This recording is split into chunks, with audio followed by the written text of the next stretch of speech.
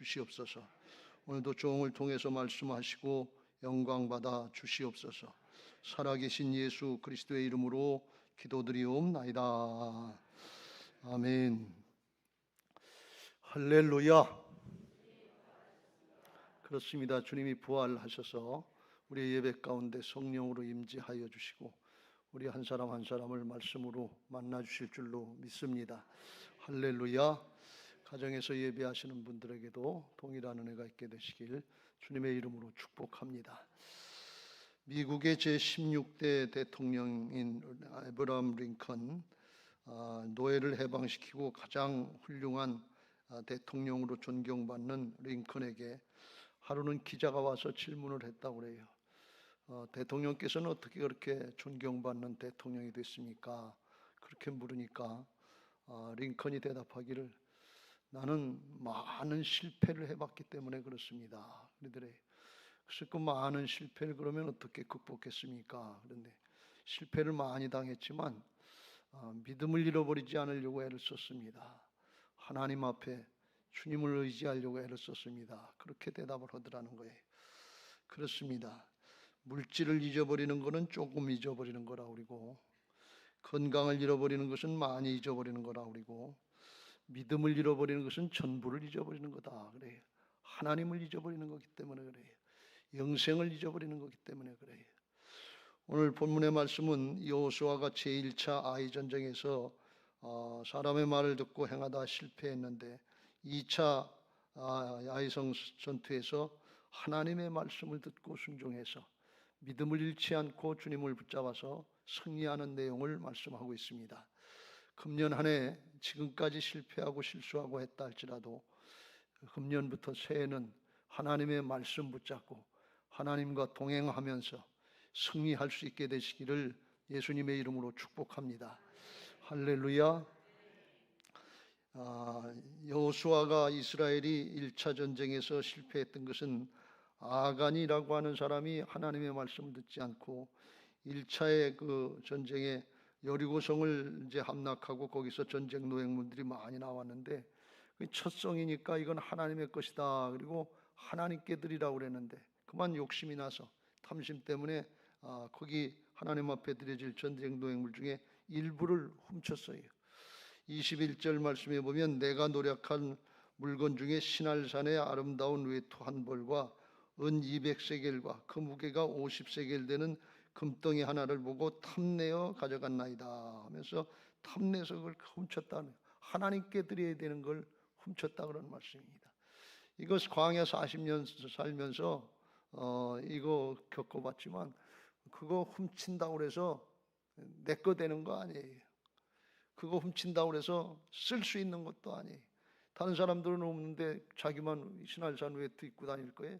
전쟁판에 소용없어요. 전쟁판에 그 은금 쓸 수 있습니까? 필요 없어요. 근데 불필요한 것들을 욕심내는 거, 이걸 탐심이라고 그래요. 탐욕이라고 그래요.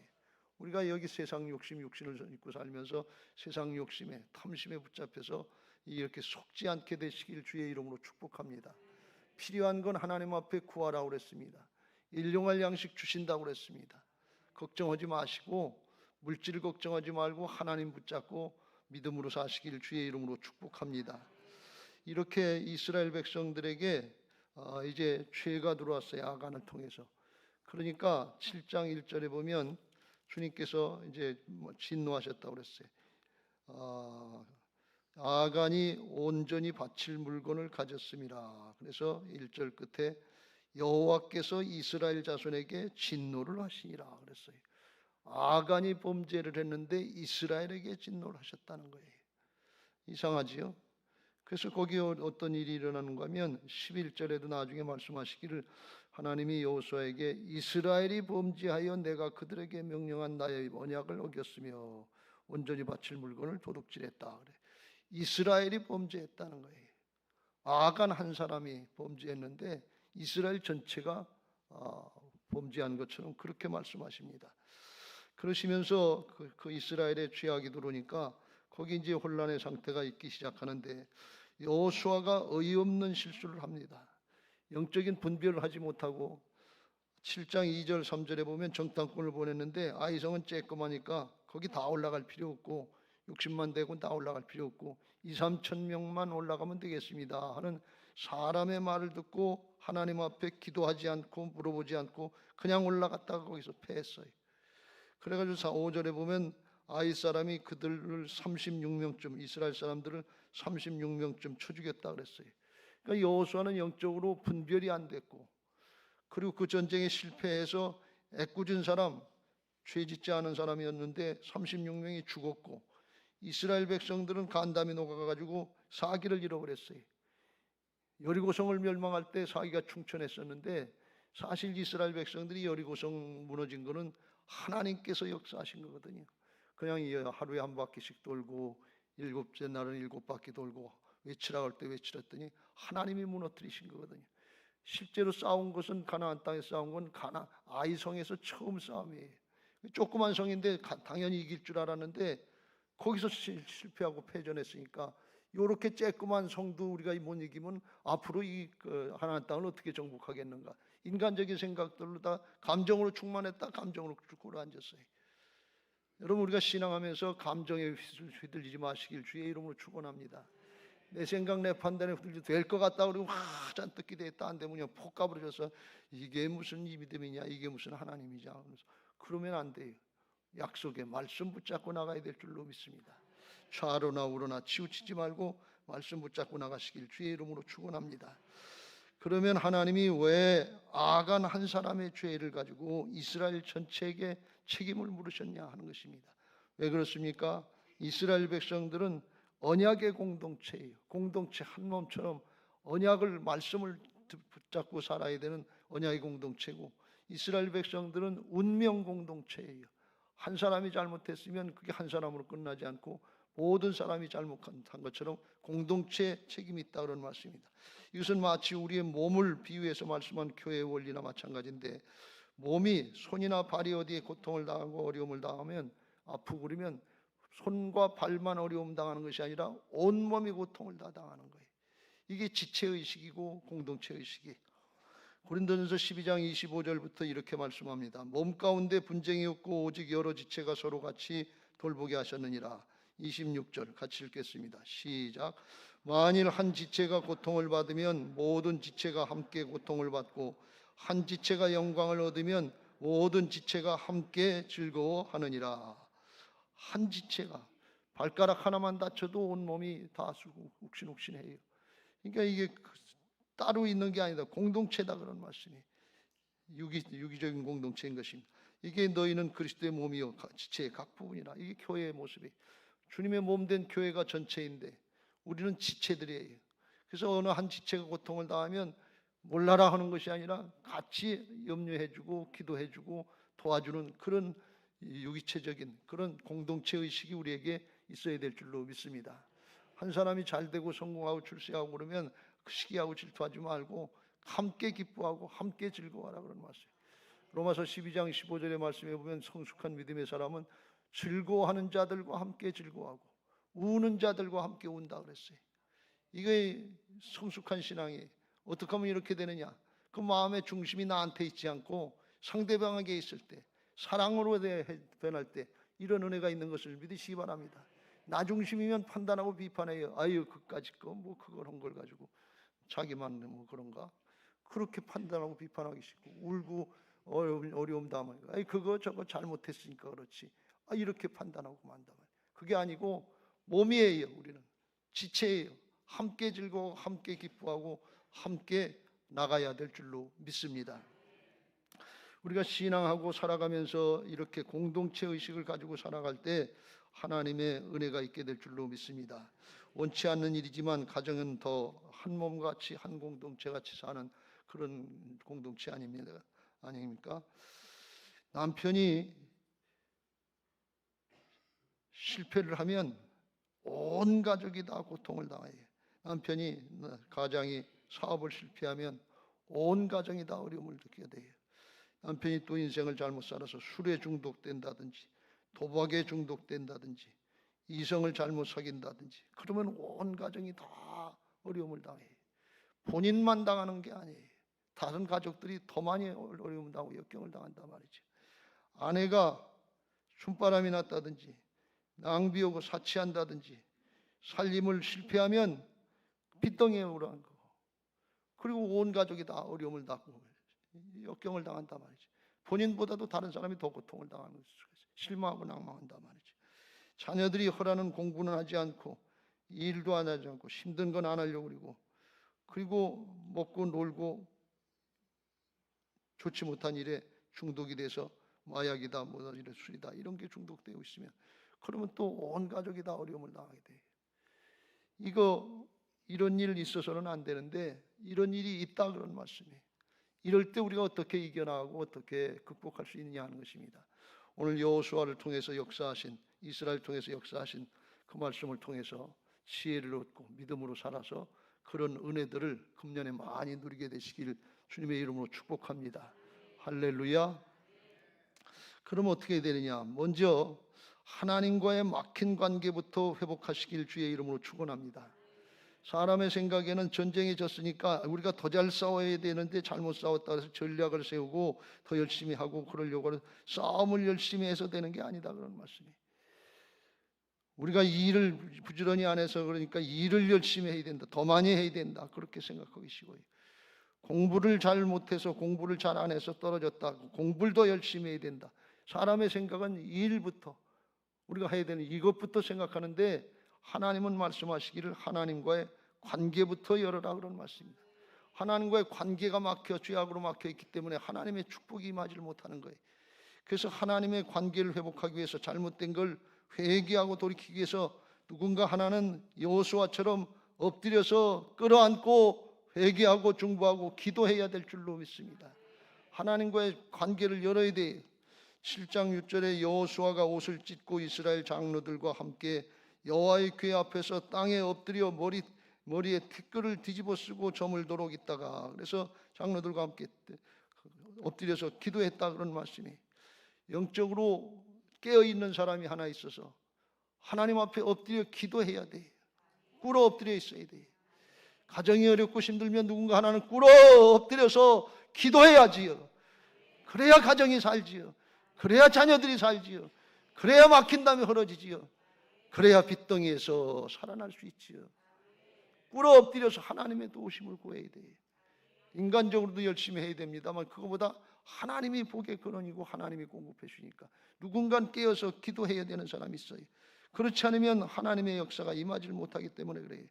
12절에 주님께서 7장의 12절에 이스라엘 백성들에게 죄를 근절하고 문제의 근원인 죄악을 끊어내라 이렇게 말씀합니다. 그렇지 않으면 너희하고 함께 하시지 않는다 이렇게 말씀하십니다. 그러므로 이스라엘 자손들이 그들의 원수 앞에서 능히 맞서지 못하고 그 앞에 돌아섰나니 이는 그들도 온전히 바친 것이 됨이라. 그 온전히 바친 물건을 너희 중에서 멸하지 아니하면 내가 다시는 너희와 함께 있지 아니하리라. 40년을 함께 참고 기다리고 오시고 또 요단강 건너고 여리고성 멸망했는데 그 죄악의 근원 그거 끊어내지 않으면 함께 하실 수가 없다는 거예요. 여러분 암세포가 있으면 끄집어내야 돼요. 끊어내야 돼요. 굶었으면 끊어내야 됩니다. 그냥 놔두면 안 돼요. 왜요? 온몸에 퍼지잖아요. 온몸을 아프게 하고 온 공동체를 다 어렵게 한단 말이죠. 그래서 그건 끊어내야 되는 거예요. 이사야서 59장 1절 2절 여호와의 손이 짧아 구원하지 못하심도 아니요 귀가 둔하여 듣지 못하심도 아니라 오직 너희 죄악이 너희와 너희 하나님 사이를 갈라 놓았고 너희 죄가 그의 얼굴을 가리어서 너희에게서 듣지 않으시게 합니다. 하나님이 기도를 듣지 못하지. 왜? 중간에 죄악으로 막혀서. 그래서 이 막힌 담부터 흘러야 될 줄로 믿습니다. 그래서 여호수아와 장로들이 함께 엎드려서 기도하니까 하나님께서 그 기도를 들으시고서 응답하여 주시는데 아간이 잘못했다 하는 것을 깨우쳐주고 그걸 드러내라 하면서 제비뽑기를 하게 하십니다. 제비뽑기를 하는데 그 60만이 장정이 60만이고 그 다른 사람까지 하면 200만인데 누가 죄를 졌는지 어떻게 알아요? 근데 하나님이 죄를 뽑게 하는데 200만이 넘는데 하필 아간이 딱 걸리게 돼 있어요. 하나님 앞에 딱 드러나는 걸 깨달으시길 주의 이름으로 축원합니다. 주님 앞에 가면요 다 드러나요. 안 드러날 거 없어요. 숨길 거 없어요. 주님 앞에 가기 전에 여기서부터 미리미리 다 드러내시고 회개하고 기도하고 돌이키시길 주의 이름으로 축원합니다. 그렇지 않으면 어둠의 세력에 붙잡혀요. 그러니까 아간이 걸리니까 아간이 갖다 이제 자기 장막 밑에 숨겨놨다는 걸 드러내고 7장 24절 위에 여호수아가 이스라엘 모든 사람과 더불어 세라의 아들 아간을 잡고 그 은과 그 외투와 그 금덩이와 그의 아들들과 그의 딸들과 그의 소들과 그의 나귀들과 그의 양들과 그의 장막과 그의 속한 모든 것을 이끌고 아골 골짜기로 가서 그랬어요. 여리고성을 멸망할 때 기생 라합은 이스라엘 백성들도 오고 하나님 편에 서서 그에게 속한 사람은 다 구원받았다 그랬어요. 근데 여리고성이 멸망할 때 아간은 그걸 훔쳐가지고서 그에게 속한 모든 것을 이끌고 아골 골짜기로 가서 여호수아가 이르되 어찌하여 이렇게 괴롭겠냐 하면서 그들에게 돌로 치고 물건들로 돌로 치고 불사르고, 그래서 불살라고 돌로 쳐서 아주 싹 망했다는 말씀. 주님 편에 서면 그에게 속한 자까지 다 구원받는데 욕심의 편에 서고 마귀의 편에 서니까 자기에 속한 아들들, 딸들, 가축들까지라도 싹 다 진멸당하는 걸 볼 수가 있어요. 이게 지옥이에요. 불구덩이 속으로 들어가는 거예요. 여러분, 우리가 하나님 편에 서서 믿음 지키고 우리의 가족들, 우리의 관계되는 사람들 이끌고 천국으로 들어가야 될 줄로 믿습니다. 하나님 나라의 역사를 보는 그 자리로 들어가야 될 줄로 믿습니다. 그런데 이게 욕심 부리고 하나님의 걸 도둑질하고 범죄하고 그러면 같이 공동체를 이끌고 가정을 이끌고 자식들을 이끌고 지옥으로 가는 것 같은 그런 삶이, 지옥과 같은 삶이 된다, 그런 말씀이. 이걸 우리가 경계하고 받아들여야 될 줄로 믿습니다. 죄는 사단에게, 적에게 문을 열어주는 거나 마찬가지예요. 아이성 사람들이 자기들이 이길 줄 알고 8장의 10절에 17절 오늘 다 읽지 않았습니다만 끝에 보면 성문을 열어놓고 이스라엘을 추격하더라. 문 열어놓고 추격하면 그러면 날 잡아 잡수하는 거죠. 이게 죄를 지면서 신앙한다고 열심히 하는데 사단에게 문을 열어주면 지는 거예요. 사단의 공격을 자꾸 받는 거예요. 이게 울타리가 쳐져야 될 줄로 믿습니다. 욥의 가정에 하나님이 영적으로 울타리를 쳐주니까 하는 일마다 형통했다는 말씀입니다. 교회가 엎드려 있으면 하나님이 영적으로 울타리를 쳐주셔서 하나님의 교회가 부흥하고 주님의 성도들의 가정과 직장과 사업장 자녀들이 형통케 하는 은혜가 있는 것을 믿으시기 바랍니다. 여러분, 주님 안에, 주님의 교회 안에 거하시길 주의 이름으로 축원합니다. 엎드려 있으면 돼요. 하나님이 울타리를 쳐주신단 말이죠. 영적인 울타리가 있어요. 사단이 침범하지 못하도록 하나님이 지켜주신단 말이죠. 그런 은혜가 있게 되시길 주의 이름으로 축원합니다. 근데 죄를 지으면 사단에게 문을 열어주는 것이고, 요한복음 10장 10절에 나오는 것처럼 도둑이 오는 것은 도둑질하고 죽이고 멸망시키려는 거다. 마음도 뺏기고 믿음도 뺏기고 죽고 그걸로 끝나지 않고 멸망의 지옥으로 간다, 그런 말씀. 그런데 예수님이 오신 것은 양으로 생명을 얻게 하고 더 풍성히 얻게 하려는 것인 것을 믿으시기 바랍니다. 이게 죄악을 철저히 경계해야 돼요. 그래서 죄악을 근절하고 그리고 그 다음에 싸움을 싸우니까 어떻게 되느냐, 그 다음부터는 여호수아가 승승장구하는 거예요. 그냥 파죽지세로다가 가나안 땅을 쫓겨 나가는 거예요. 왜? 하나님이 함께 하시니까. 하나님은 승리의 주님이시고 전쟁은 하나님께 속한 것인 것을 믿으시기 바랍니다. 그래서 여호수아서 12장 24절에 보면 31개의 성읍을 왕들을 물리치고 정복했는데 여호수아의 전쟁이 뭔가 하면 32전 31승 1패예요. 그 1패는 뭔가 하면 아이성에서 싸운 거예요. 성은 31개인데 32번 싸운 거죠. 한 번 진 것 때문에. 그리고 그 나머지는 다 싹 다 이겼다, 그런 말씀이에요. 그러니까 실패를 통해서 하나님을 떠나면 안 된다. 말씀을 불순종하면 안 된다. 이 영적인 교훈을 얻고 말씀을 따라서 싸우니까 그 다음부터는 승승장구하더라, 그런 말씀. 싹 다 이기더라, 그런 말씀이에요. 이게 이 실패를 통한 하나님의 영적인 교훈이요 값진 승리인 것을 믿으시기 바랍니다. 이런 은혜들이 있게 되시길 주의 이름으로 축원합니다. 지금까지 안 되고 실패했다 할지라도 하나님께로 돌아와서 말씀 따르고 순종하면, 엎드려서 기도하고 말씀을 따라가면 하나님께서 이기게 하시는 역사가 있게 하실 줄로 믿습니다. 이게 하나님의 나라 역사, 영적인 역사예요. 그래서 우리가 이걸 깨닫고 실패하고 실수했을 때 실망하지 말고 영적인 교훈을, 말씀을 붙잡으시길 주의 이름으로 축원합니다. 시편 119편 71절 67절 말씀입니다. 시작. 고난당한 것이 내게 유익이라. 이로 말미암아 내가 주의 윤례들을 배우게 되었나이다. 67절. 고난당하기 전엔 내가 그릇 행하였더니 이제는 주의 말씀을 지키나이다. 고난당하기 전 내 힘 가지고 사람의 재주 가지고 오는 줄 알고 고집 부렸는데 고난당해 보니까, 바닥 쳐 보니까 그게 아니더라고요. 고난당하면서 바닥 쳤는데도 여전히 고집 부리고 있으면 이건 미련한 거예요. 하나님이 깨닫게 하실 때 그때 하나님께로 돌이켜야지요. 여호수아처럼 돌이켜야지요. 다윗처럼 돌이켜야지요. 그게 영적인 회복의 지름길인 것을 믿으시기 바랍니다.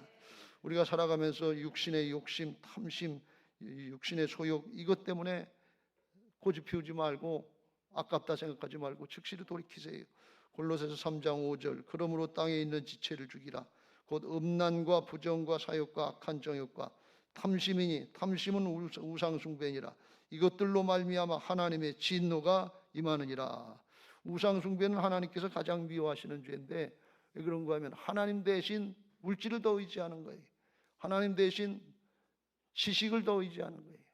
하나님 대신 권력을 더 의지하는 거예요. 그럼 하나님을 무시하는 거나 마찬가지예요. 그러니까 하나님께서 미워하시는 거예요. 하나님을 제대로 섬길 수가 없는 거예요. 하나님과 재물을, 하나님과 세상을 겸해서 섬길 수 없는 거예요. 하나님만 따르고 사랑하시길 주의 이름으로 축원합니다. 우리의 육신의 사람은 세상을 살기 때문에 세상에서 얻어들 명예나 권력이나 지식이나 경험이나 뭐 돈이나 이런 것들을 의지하면서 살려고 그래요. 근데 거듭난 새 사람은 영의 사람이라서 하나님과 관계가 열렸기 때문에 하나님만 따르고 말씀만 따르고 성령을 따르는 새 사람이 된 것을 믿으시기 바랍니다. 신앙하면서 우리들이 착각하는 것들이 하나 있는데 뭔가 하면 예수 믿고 나서 구원받았으면 하나님의 자녀가 되고 하나님 나라에 속한 자가 돼서 하나님 나라의 법을 따라서 살아야 되는 것을 믿으시기 바랍니다. 그럼 날마다 승리해요. 왜? 하나님이 함께 하시니까. 근데 우리는 생각하기를 예수님 믿고 구원받으면 그건 죽으면 천국 가는 거고 여기 땅에선 여전히 내 경험, 내 지식, 내 방법 따라서 사람의 방법을 따라서 돈을 의지하고 세상을 의지하고 이렇게 신앙하는 것이 신앙인 줄 알고 그러면서 실패하면 안 돼 그리고 믿어도 안 돼. 믿음이 무슨 소용이냐 이게 착각하는 건데 거듭난 새 사람처럼 말씀 따르고 성령을 따라서 사시길 주의 이름으로 축복합니다. 그럴 때 승리하게 하실 줄로 믿습니다. 에베소서 4장 22절부터 24절입니다. 같이 읽겠어요. 시작. 너희는 유혹의 욕심을 따라 썩어져가는 구습을 따르는 옛사람을 벗어버리고 23절. 오직 너희의 심령이 새롭게 되어 24절. 하나님을 따라 의와 진리의 거룩함으로 지으심을 받은 새 사람을 입으라. 육체의 소욕을 유혹의 욕심을 따라 사는 사람이 아니라 이젠 의와 진리 거룩한 주님을 따르고 말씀을 따르는 사람들이 됐다는 거예요. 이 영적인 신분을 확신하고 그렇게 살려고 그러면 이제 실패가 합력해서 선이 이루어지고 선하 유혹하시는 하나님의 은혜가 될 줄로 믿습니다. 할렐루야. 두 번째로 하나님과의 관계가 회복됐으면 그 다음엔 하나님이 가르쳐 주신 방법대로 따르시길 주의 이름으로 축원합니다. 여리고성을 점령할 때는 하나님께서 여리고성을 하루에 한 바퀴씩 오고 6일 동안 돌고서 일곱째 날은 7바퀴 돌라고 그랬거든요. 왜 그랬는가 하면 6장의 1절에 보면 이스라엘 자손들로 말미암아 여리고는 굳게 닫혔고 출입하는 자가 없더라. 요단강 건너서 파죽지세로 몰려오는 이스라엘의 하나님의 역사를 보고 여리고성 사람들이 겁을 먹었어요. 두려워해서 문 꼭 닫고 나오지를 못하고 있는 거예요. 나오지 않고 견고한 성에 거기 문 닫고 있으니까 거길 들어갈 수가 없는 거예요. 칠 수가 없는 거예요. 그러니까 하나님께서 그냥 돌아라 그런 얘기예요.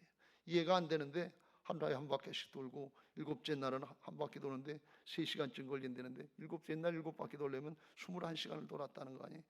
그래서 돌아라, 힘들어도 돌아라 그러면.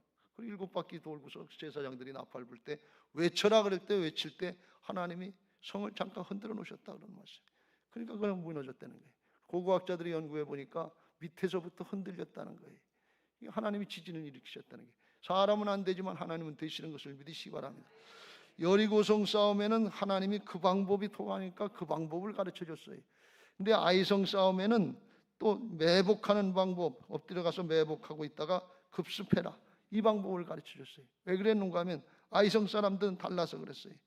7장의 4절 5절에 보면 백성 중 3천 명쯤 그리로 올라갔다가 아이 사람 앞에서 도망하니 아이 사람이 그들을 36명쯤 쳐 죽이고 성문 앞에로부터 스바림까지 쫓아가 내려가는 비탈에서 쳤으므로 백성의 마음이 녹아 물같이 된지라 그랬어요. 아이성 사람들은 나와서 싸우고 쫓아오면서 싸우는 적극적인 사람이고 호전적인 사람들이었다면, 여리고성 사람들하고는 다른 거예요. 그러니까 그렇게 못 모르고 들어갔다가 여리고성처럼 저절로 이길 줄 알고 그랬다가 졌다 그런 얘기. 이번에는 그래서 매복해서 숨겨놓고 앞에서 쳐들어오면서 이제 진척하고, 이번에도 진척하고 도망가면, 따라 나가면, 그러면 그때 급습해라 그러네. 사람들이 아주 자기들이 또 이겨는 줄 알고 8장 17절에 보면 아이와 베델에 이스라엘을 따라가지 아니한 자가 하나도 없으며 성문을 활짝 열어놓고 이스라엘을, 성문 열어놓고 다 이긴 줄 알고 또 이긴 줄 알고 그렇게 방심해서 쫓아갔다는 거예요. 그러니까 매복해 있던 사람들이 일어나가지고 권리 성문을 들어서 불태버리니까 금세 이겼죠. 그러니까 하나님이 아이성 사람들의 습성을 아시는 거예요. 상황을 아시는 거예요. 그리고 가장 좋은 방법을 가르쳐 주신 거예요. 그러니까 이스라엘 사람들은 뭐 하기만 하면 돼? 따르기만 하면 되죠. 순종하기만 하죠. 오늘 우리에게 가장 좋은 방법을 가르쳐 주시는 것을 믿으시기 바랍니다. 이게 아이성 얘기가 아니고 우리의 집안 얘기고 우리의 교회 얘기고 우리의 나라의 얘기예요. 하나님 앞에 듣고 순종하면 하나님께서 그대로 이루실 줄로 믿습니다. 하나님의 일은 하나님이 하시는 것을 믿으시기 바랍니다. 하나님의 말씀은 하나님이 이루시는 것을 믿으시기 바랍니다. 그렇게 말씀을 따르고 순종할 때 하나님이 주시는 평강 가운데서 담대하게 나가서 승리하게 하시는 것을 믿으시기 바랍니다. 말씀을 따를 때 하나님이 우리의 마음에 평강을 주시고 담대함을 주셔서 이기게 하시는 거예요. 골로새 3장 15절에 그리스도의 평강이 너희 마음을 주장하게 하라. 문제가 있으니까 염려하고 근심하지 평강 누리지 않고 싶은 사람이 어디 있겠어요? 근데 주님은 그리스도의 평강으로 너희 마음을 주장하게 하라는 거예요. 마음을 다스리라는 거예요. 어떻게 하면 되냐? 16절 그리스도의 말씀이 너희 속에 풍성히 거하여, 말씀을 풍성히 갖고 있으라고 하는 말씀. 말씀이 하나님이시고 말씀이 사단의 해방을 공격하는 공격용 무기인 것을, 성령의 검인 것을 믿으시기 바랍니다. 말씀을 믿음으로 받아들이고 아멘하고 붙잡고 있으면 마음이 든든해지는 거예요. 왜요? 하나님이 함께 하시니까 그래요. 근데 내 생각으로 하려면 이게 언제 어떤 결과가 나올지 모르니까 두렵고 떨리고 조급하고 그냥 종주목을 대고서 막 서둘러 대고 그런단 말이죠. 하나님의 평강 가운데 승리하시기 위해서 약속의 말씀 붙잡으시길 주의 이름으로 축원합니다. 어떻게 말씀을 사소하냐? 아멘으로 받아들이고 그 말씀 믿음으로 붙잡으시길 주의 이름으로 축원합니다. 2000년 전 3000년 전 얘기가 아니라 오늘 내게 주시는 주님의 음성으로 레마의 말씀으로 아멘으로 받을 때 그런 은혜가 있게 될 줄로 믿습니다. 그리고서 주님께서 매복하고 이제 습격하라 그랬는데 그 매복 작전의 뜻이 뭔가 하면 매복한다는 게 땅에 엎드려서 기다린다는 뜻이라는 거예요. 실제로 이렇게 엎드려 기다리고 있다가 하나님이 기회를 주시고 일하기 시작하면 그때 사인을 오면 그때 습격하는 거예요. 근데 그게 뭔가 하면 하나님 앞에 기도하고 엎드려 있는 자세가 매복이라는 거예요. 여호수아 장로들이 7장 6절에 보면 여호와의 궤 앞에서 땅에 엎드려 머리에 티끌을 뒤집어 쓰고 회개하는 마음으로 저물도록 있으니까 그 모습을 보시고 하나님이 엎드려 매복했다가 습격하는 적군들이 예상하지 못했던 공격의 방법을 가르쳐 주는 거예요. 그대로 따랐더니 그대로 된 줄로 믿습니다. 여러분 엎드려 있으면 하나님이 일하시는 것을 믿으시기 바랍니다. 그게 무슨 힘이 있나 그런데 아니에요. 하나님이 일하시도록 장을 열어드리는 거예요. 이제 이 말씀에 대해서 그 전에도 한번 말씀 나눈 적이 있는데 창세기 24장에 보면 아브라함이 그의 아내 사라가 죽고 나이가 많아서 늙었는데 근데 범사에 하나님이 복을 주셨다 그랬어요. 창세기 24장 1절 같이 읽겠습니다. 시작. 아브라함이 나이가 많이 늙었고 여호와께서 그에게 범사에 복을 주셨더라. 범사에 모든 하는 일이 형통했다. 범사에 복을 받았다는 말씀. 이런 은혜가 있게 되시길 주의 이름으로 축원합니다. 근데 범사에 복을 받았다는 뜻이 뭔가 하면 범사에 하나님 앞에 엎드렸다 그 뜻이래요. 범사에 하나님 앞에 엎드리고 그 뜻을 따르니까 하나님께서 형통하게 하시더라. 하나님께서 일하시더라 말이죠. 하나님의 뜻대로 되는 게 형통인 것을 믿으시기 바랍니다. 우리 교회 어르신들 많은데 아브라함처럼 노년에 보험사에 형통하시길 주의 이름으로 축원합니다. 건강도 형통하시고 자녀들도 형통하시고 가문도 형통하시고 신앙의 계승도 영적으로 형통하시기를 예수님의 이름으로 축복합니다. 할렐루야. 근데 아브라함이 이렇게 저절로 된 것이 아니고 아브라함도 실패를 통해서 깨닫고 그 다음에 믿음을 지킨 거예요.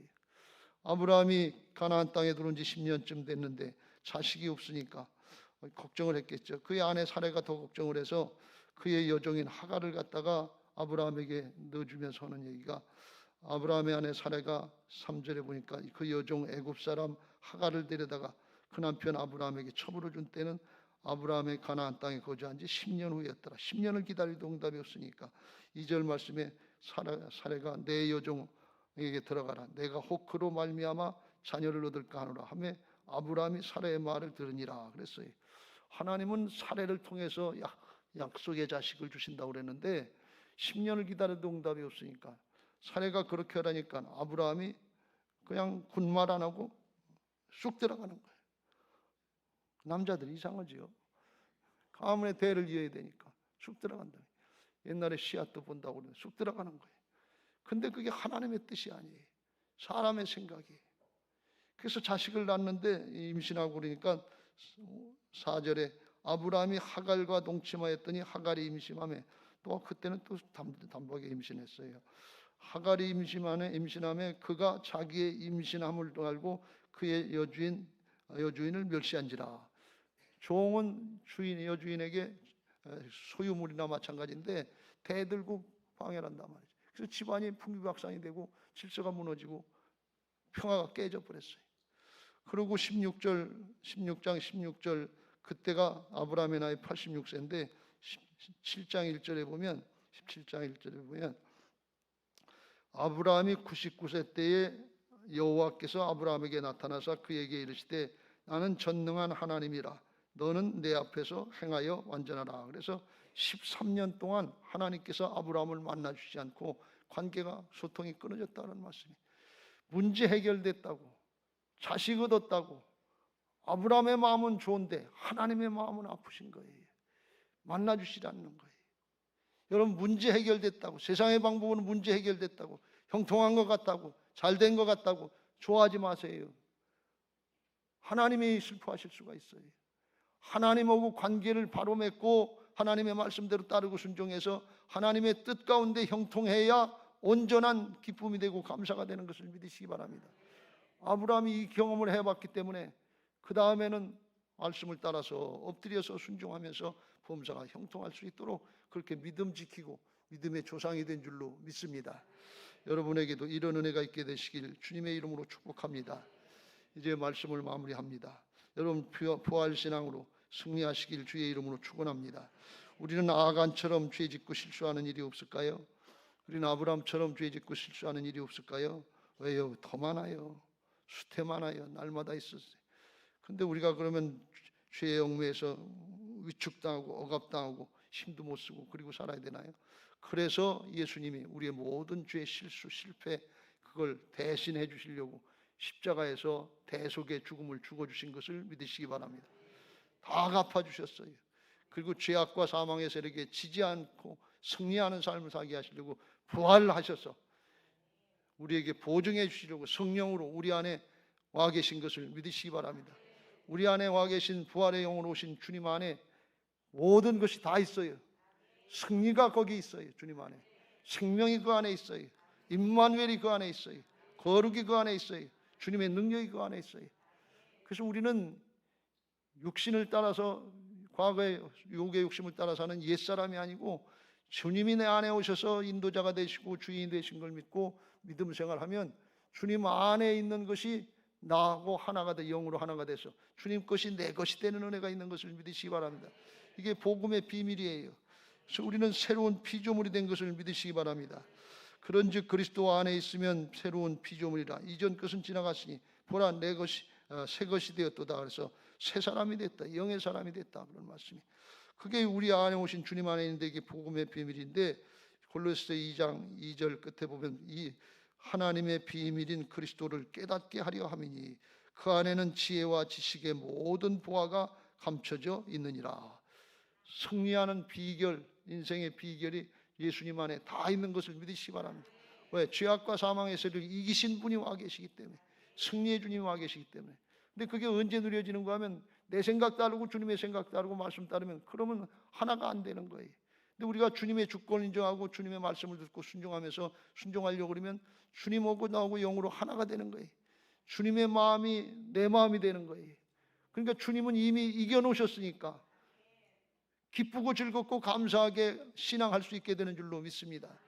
주님은 이기셨지. 근데 우리는 지금 현실이 어렵고 힘들고 역경을 당하고 고통당하고 염려되고 근심해요.